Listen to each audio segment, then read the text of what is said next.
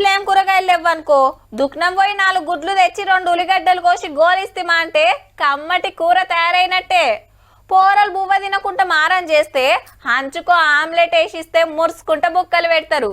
ఆ అయ్యగారు సుక్కేస్తప్పుడు 2 గుడ్లు ఉడకబెట్టి పక్కకు పెడితే అబ్బా మా ఇంటామే ఎంత మంచిది అని ఇంకో గిలాస్ ఎక్కువే గుంజుతాడు కూడా. ఏ ఆపు, గుడ్లు గుడ్లు అని ఒకటే సోది పెట్టినావు, వార్త ఏందో చెప్పు అని గరం కాకుండా జర వేస్తున్నాం గాని.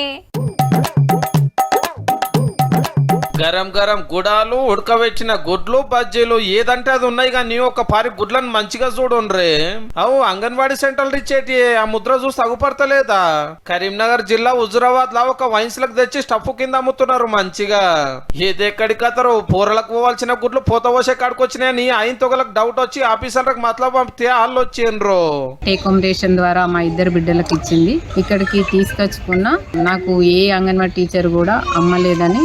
మరేవా 2 బిడ్డలకు అంగన్వాడీలు ఇచ్చిన కోడిగుడ్లను మందులకు మంచిగా చేసిరు అన్నట్టు.